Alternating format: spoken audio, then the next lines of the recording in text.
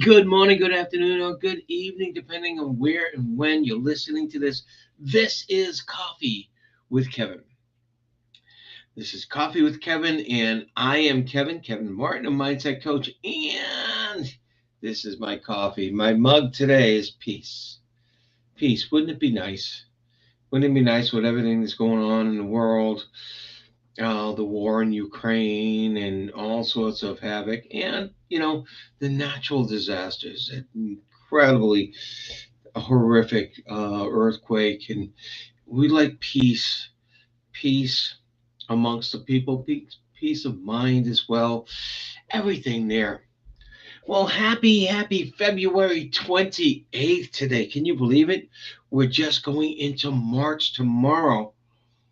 Mm, mm, mm. I hope that you have a nice hot cup of coffee or tea or whatever you're drinking and sharing it today. So March tomorrow, amazing how quickly the year is going through. We're through 2 months already of 2023, another 10 months to 2024. Can you believe it? Mm-mm-mm. Wow. So today in history, it was really difficult finding a lot of things for today in history, or finding much at all. One of the biggest things that I found, one of the biggest things that I found was in 1954, two scientists from Cambridge University discovered the double helix of DNA. And from there, it was all a nice slope downhill to be able to discover more and more and more DNA, so, of which we have today. There's so much more they know about DNA. So that was a milestone. That was a big milestone. 1983 was another milestone, but more so in American culture. The last episode of MASH. Remember that series? It was a comedy series about a medical unit in the Korean War in Korea. MASH. It was at the time the most watched show in the world. In the world. The last episode of MASH. Um, Geez, I couldn't find much in the way of birthdays, except for Bugsy Siegel, who was born on this day in 1906. He died in 1947. A short life. Well, the reason there was a short life with Bugsy is he was a gangster, and he was the thing about him is he's the one who brought casinos and hotels to Vegas. So yeah, it's not a surprise that he had a short life, being at that time, gangsters, especially in Vegas, it was a very dangerous life. But that's it for today. I couldn't find too much else. I could look through the birthdays of people throughout. Oh, in 1033, excuse me, they opened the doors of Westminster Abbey in England. Um, yeah, I've been there. It's beautiful. It's gorgeous. And to think that it's about 1,000 years old is phenomenal. Is incredible. Some things last. Not people necessarily. Although I've been watching some shows. If you ever catch Life 2.0, it's a great show on where we're going as a species and all sorts of things. Now, they were saying that they are working on longevity. They're finding the longevity genes back to the genome, back to DNA, right? And at some point, we may live to 400 and 500 years old. Oh my goodness. A lot of you are saying I can't. Some of you are saying, geez, I couldn't see living till 40 or 50. And a lot of you are saying I couldn't see living till 80 or 90, 400 to 500 years old. What they're doing is they're finding a way to reverse the aging process. So you're not going to look and feel that 90 or 100 years old when you get there if they've successfully done that. And there's no way we can look and feel that 400 years old because no one has lived, except in the Bible. Except in the Bible, they're saying that thousands of years ago we used to live at that age. But I don't know. I don't know. Today, today we're talking about a side of coffee. The 5 C's of success. The 5 C's of success. Now, I've taken this from my book, uh, Living Your Dream Life Simply by Changing Your Perceptions. And in there, I found originally I found 4 C's, but yeah, there's another C that I had to add. Now, first C of success is curiosity. Curiosity. You have to be curious. You know, if you're going to be successful in anything, you have to have a genuine desire about that thing that you're successful in, or you want to be successful in. You have to have a genuine desire to be curious, to learn as much as you can. Curiosity gets us to the learning, even if that curiosity is driven by I need to learn this so I can be successful. You know, unless you can build some genuine curiosity, you're not going to learn it at the level you want to need to learn it. And the second one is confidence. The second one is confidence. So you have to build that confidence. And this is hard for a lot of people. They say, I want to be successful, but I'm just not confident that I can be. I want to do this, and I'm just not confident that I can be. There are various ways to create that confident mindset. There are various ways to create that confident mindset, even without being successful at first, even after a couple of failures. A couple of failures. Thomas Edison. Thomas Edison, when looking to create the light bulb, he was looking for that perfect filament. That's a little, in the older incandescent light bulbs, that's that little tiny wire in there. And he was looking for it. And story goes either one or two ways. It was either 1,000 experiments or 10,000 experiments.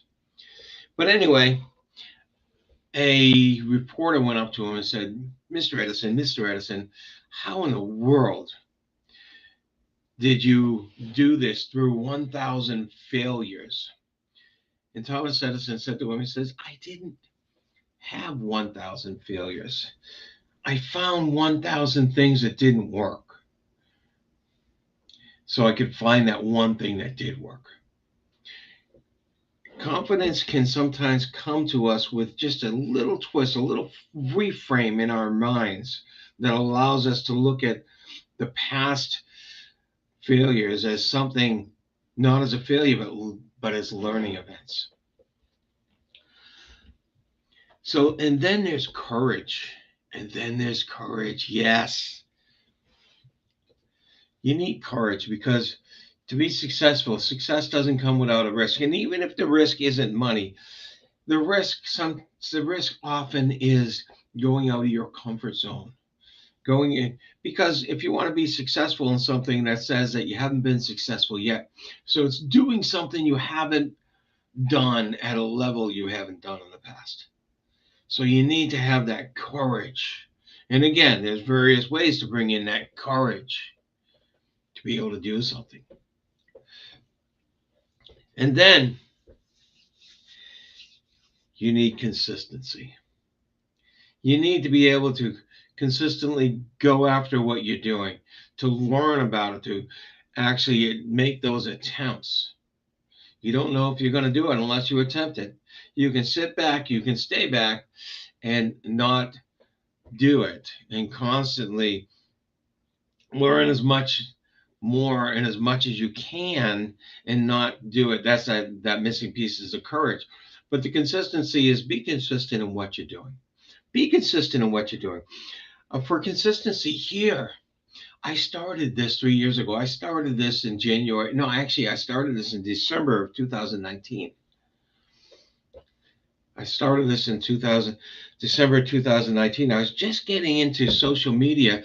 And one of the things I read about social media was You got to be consistent. You have to be consistent. And if you are consistent, you will then be successful. So when I started this on a Tuesday morning in late December of 2019, I said to myself, well, I better do this every week. I need to be consistent. And since then, I think we might have missed 2 or 3 in the past 3 years. And I've missed the last 2 in Facebook because of technical difficulties that I haven't gotten resolved yet.